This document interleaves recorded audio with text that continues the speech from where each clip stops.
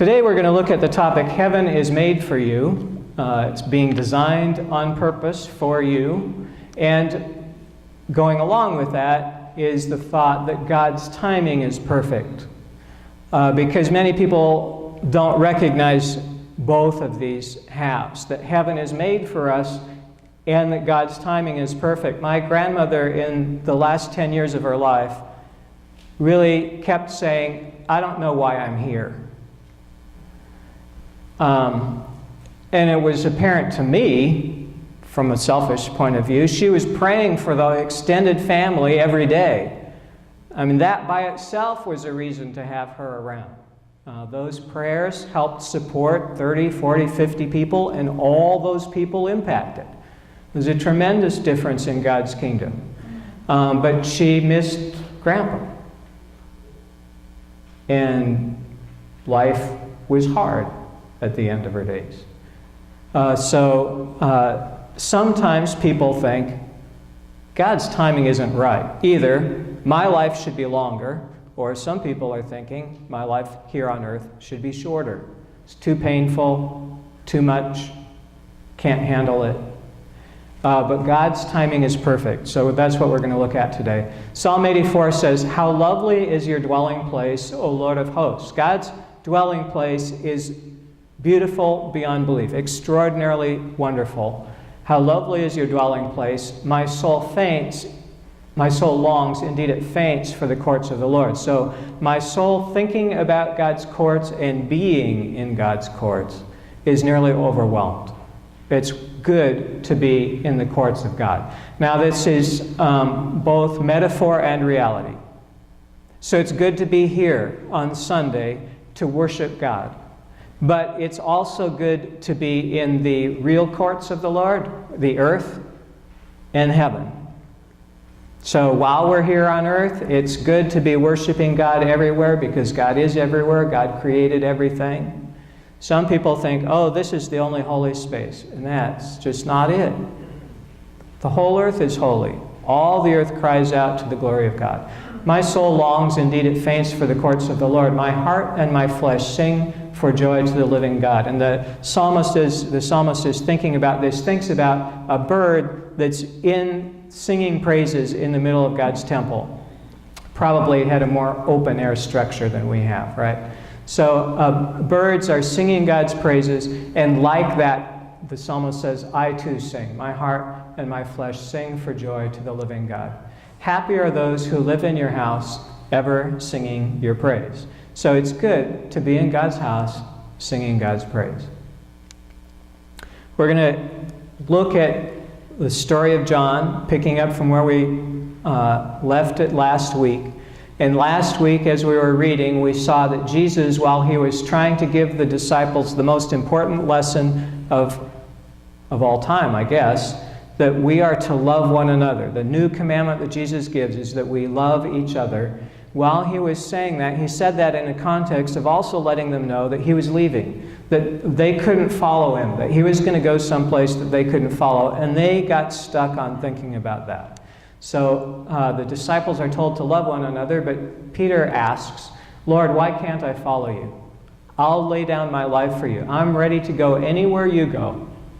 And Jesus says, will you lay down your life for me, Peter? Very truly I tell you, before the rooster crows, before the cock crows, you will have denied me 3 times.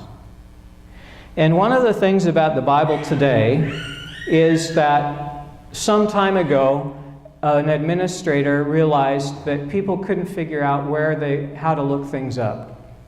It was difficult if you and you'll see this if you read the Bible, you see that many people say, I don't know where it is, but it's somewhere in, well, people still talk that way.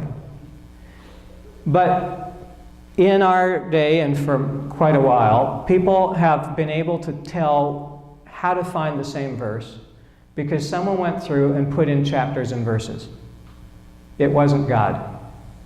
And it wasn't the writers of the books.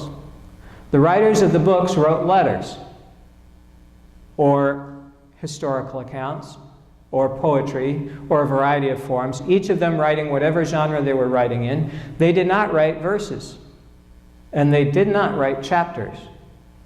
It's extraordinarily helpful to us because it gets us all on the same page. When I say we're now going to look at John 14, verse 1, everybody can find it, theoretically. You have to actually open your Bible, so not everybody can find it because not everybody opens their Bible. But if someone opened their Bible, they could theoretically find it quite easily. But one of the things that the verses and chapters do is it puts an artificial division in place that never existed for the writer. The writer did not have these breaks. And sometimes people think that the breaks are like a new topic when it may not be. So listen to how the writer wrote this passage about what Jesus is saying. Jesus says to Peter, "Very truly I tell you, before the cock crows, you will have denied me 3 times. Next sentence, do not let your hearts be troubled." Peter, you're going to deny me. Don't worry about it. Have peace. Don't let your hearts be troubled. I'm going to leave you. Don't let your hearts be troubled. Be at peace. This flows from one to the other. And Jesus, when he said, "Don't let your hearts be troubled," it was in the context of knowing Peter was going to deny him 3 times. Very quickly, and in the context of telling that to Peter. So, don't let your hearts be troubled. Believe in God. Believe also in me, Jesus says.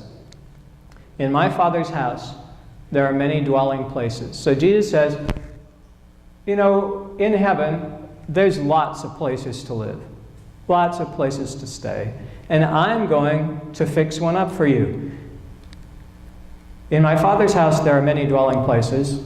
If it were not so, would I have told you that I go to prepare a place for you? I don't know if you've had the opposite experience. You go and something's not ready for you. You rent a nice bungalow on the beach and you arrive and you find it wasn't cleaned. The maid hasn't been there. Perhaps nobody's been there for a decade. Sometimes you go to a family gathering and they're not ready for you, sometimes emotionally, sometimes physically. That's not how it'll be in heaven, Jesus says. I'm going, Jesus says, to make sure it's all fixed up so that when you arrive, it's going to be ready for you.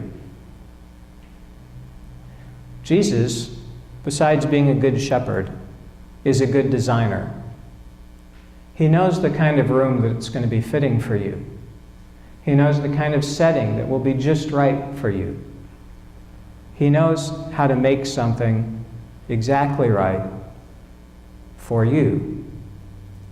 Now, there's some people today who would just as soon leave early, check out early, so that they can get to that place, and that's not really a helpful strategy.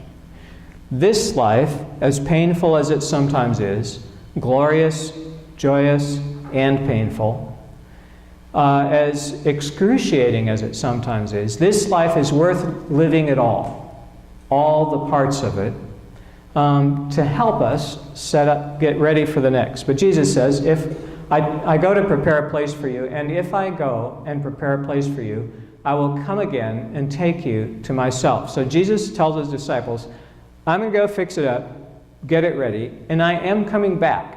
And when I come back, we'll all go. 2 Peter. Reflecting on this perhaps, and on the whole concept of going to heaven, Peter says, in the last days scoffers will come, scoffing and indulging their own lusts. And they're going to ask, where is the promise of Jesus coming? Now, this question may hide for some people by the language it used. You know where the promise is. We just read it. It's in John. Since the chapters and verses there, everybody can turn to the same page. It's not asking where the promise is. We know where the promise is, but there's no sign of it. It's not fulfilled. So, how can you trust this promise? Ever since our ancestors died, all things continue as they were from the beginning of creation. That Jesus is not coming back, in other words, people are going to say. Look, In New York, they have a museum for the city of New York. And one of the quotes that they proudly display in their Museum of New York is the quote that New York is always going to hell, but somehow it never arrives.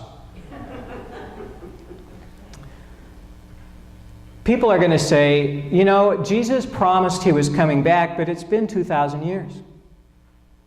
How long are you going to wait? And they're going to, by their scoffing, encourage some people to give up hope and cause some people to lose their faith and cause some people to think Jesus isn't coming back. But Peter says they deliberately ignore this fact that by the word of God, the heavens existed long ago. God created everything. God pulled it into being. And earth was formed out of water and by means of water, but that same water God used to destroy the earth. Through the water, through which the world at that time was, I can't pronounce that, was overpowered by water. And with water, everybody on earth perished. Early on in creation, God set apart, the Bible says we, people, were intended to live eternally at the beginning of creation. But right at the beginning of creation, people began to make horribly bad choices. They chose against God and for sin. And because they were living such extraordinarily long lives, that sin accumulated in their life until it became unbearably oppressive. In those days, the Bible says people were commonly living 600, 700, 800, 900 years. And finally, God looked at how people were sinning and living such long lives and said, this isn't going to work. I'm starting over. And used water to destroy. Is that going to bug you like it's bugging me?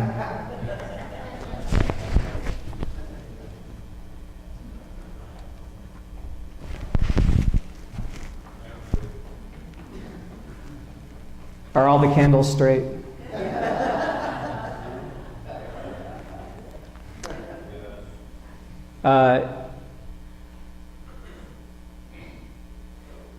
We are nowhere close to a revival setting. But in a revival setting, I'll tell you what it's like, just in case you ever get into one so you can recognize God moving with power. In a revival setting, every one of those candles would be at a different angle. One of the candles on the altar would be out. There would be things popping up everywhere. People next to you would be coughing, sneezing, crying, and exalting, and lifting their hands in praise, and falling down on the carpet, rolling around, and doing all kinds of things that have been in American religious history since the beginning, since the 1600s, and in the history of the creation of, since creation. But we, in our denomination, don't have very good history, don't know our history, so it's strange to us. It's helpful to know that because in a revival setting, the time the preaching gets closer and closer to the cross, all the phenomena escalates in distractive power or in enthusiastic applause, depending on, it's metaphorical enthusiastic applause because it's people rolling and people, all kinds of phenomena. Don't get distracted in a quiet environment when there's just one cough. Because when God comes with power, you need to have good practice for all the distractions. So where were we? But by the same word, Peter says, by the same word, the present heavens and earth have been reserved for fire. God called things into being, used water. After seeing 900 years, people living that long, since they're so sinful, they're going from sinfulness to wickedness over the course of 900 years. I'm destroying that. That's not going to last. It's a bad idea. God wiped it out. Started over. Peter says, that's going to happen again. But this time with fire. Time of the flood, God said, I'm not doing that again. I'm never again wiping out the earth with water. But Peter says there's a time coming when there will be a cleansing fire that burns up everything that's unworthy, everything that's not of worth, and the things that are worthwhile, diamonds, precious stones, they will survive the fire. By the same word, the present and the heavens and the earth have been reserved for fire, being kept until the day of judgment and destruction of the godless. There's coming a day where all those scoffers are going to regret the way that they chose. But do not ignore this one fact below. With the Lord, one day is like 1,000 years, and 1,000 years are like one day. God's sense of time is different from ours. We may think, oh, this is going on forever. And it may feel like that until it's over. And then 2 weeks later, it's like it never happened. God's sense of time is different from ours when we're in the middle of the experience.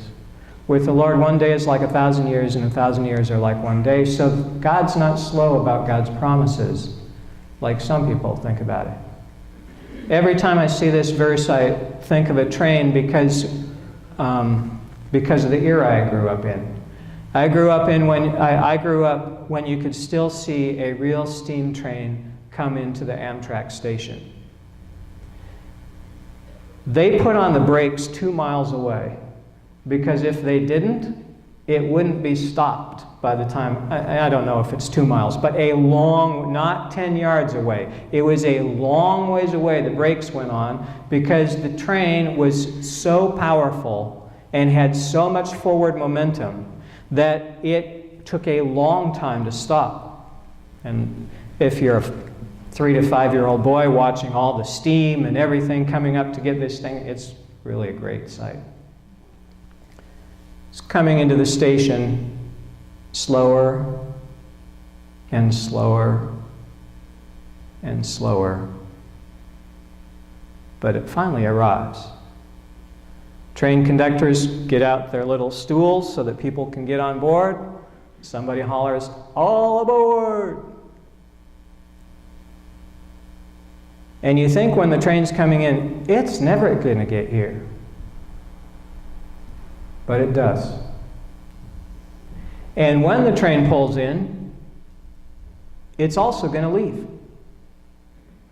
And if you're not there when the train is there, the train leaves. God's not slow about his promises. Some think of slowness, but is patient with you, not wanting any to perish, not wanting any to miss the train, but all to come to repentance. But the day of the Lord will come like a thief. Some people are going to be completely unprepared, taken by surprise.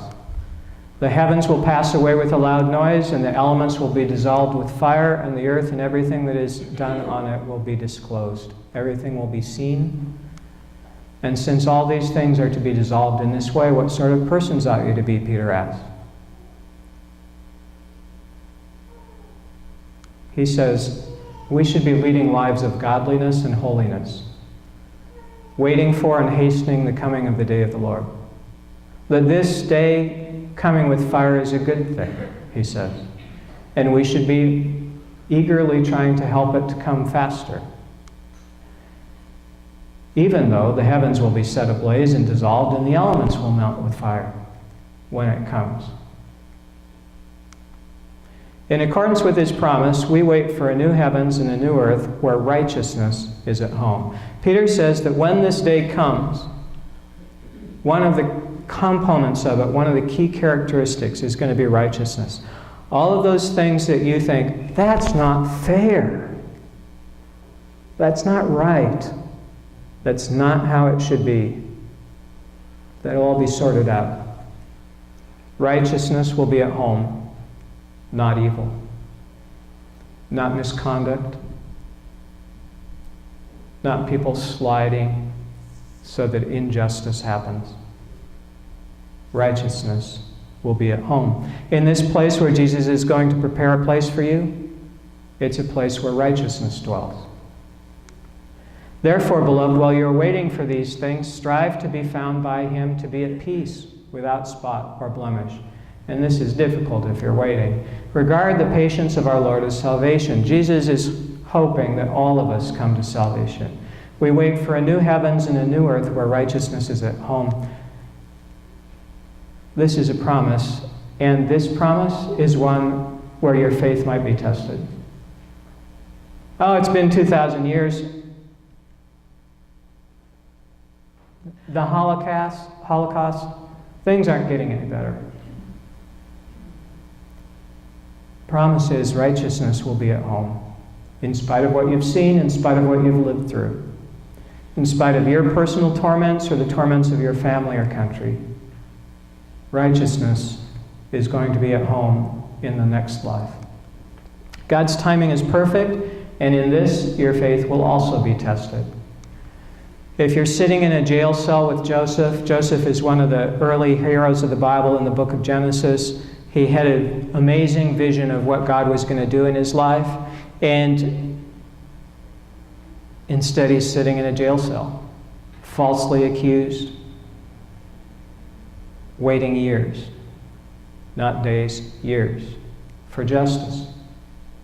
When you're sitting in a jail cell with Joseph, waiting for justice, when you're sitting in a jail cell with Paul, jailed because he healed people, or John or others who were jailed because they healed people, told people the good news about Jesus. If you're sitting in a jail cell with Nelson Mandela or Gandhi or Dr. Martin Luther King, you might think, it doesn't seem like the world's getting any better. It feels like the whole world is kind of like New York,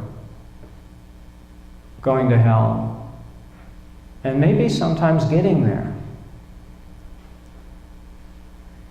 And in these moments where injustice is triumphant, it's hard sometimes to realize this is not how the story ends. This is not how God designed it. It's not right, and it's not how it's going to end. At the end, righteousness is going to be at home. One of the most wonderful promises of the Bible for me, is in Romans, where God promises that everything is going to get turned to the good. It's not all good. Many times people wind up in jail cells unjustly. But the promise of Romans is that for everybody called by God, everything works to the good. The time in jail, the time abused, the time when you were misunderstood, the time when you were falsely accused, the time when things went wrong and it was your fault. All of that, it's all going to work to the good. Letter from a Birmingham jail written by Dr. Martin Luther King. He wrote, "Never before have I written so long a letter. I commend it to you. We don't have time to go over it today. I encourage you to read it." But he says, "Never before have I written so long a letter. It would have been much shorter if I'd been writing from a comfortable desk. But what else can one do when one is alone in a narrow jail cell, other than to write long letters, to think long thoughts, and pray long prayers?" There are times when people like my grandmother wonder, for a decade, I don't know why I'm still here. When Joseph and Nelson Mandela, Paul, Dr. Martin Luther King, and others, many, many, many others, wonder in the jail cell, am I on the right path? The promise of God is that there is a life to come where righteousness will be at home. We're going to pray.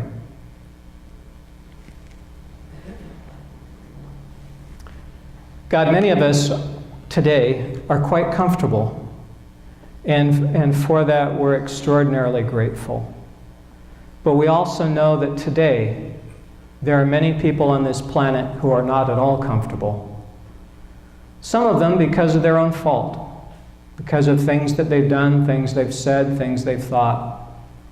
They've worked themselves into a place where there's very little mercy, very little compassion, very little hope. And you still love them. And you still promise them, even in that condition, justice and mercy. And we know, God, that there are others that are in terrible circumstances through no fault of their own, except that they were on your side. They were healing people or bringing about change that was needed in society, and others didn't like it. Sometimes it's not even that big a quest. Sometimes it's just somebody's in jail because there was just one person in power that they opposed. Thank you, God, for your promise that you see everything, and that everything in life, for those who love you and are called according to your purpose, will be transformed by you and turned into something good. We thank you and we praise you. Amen.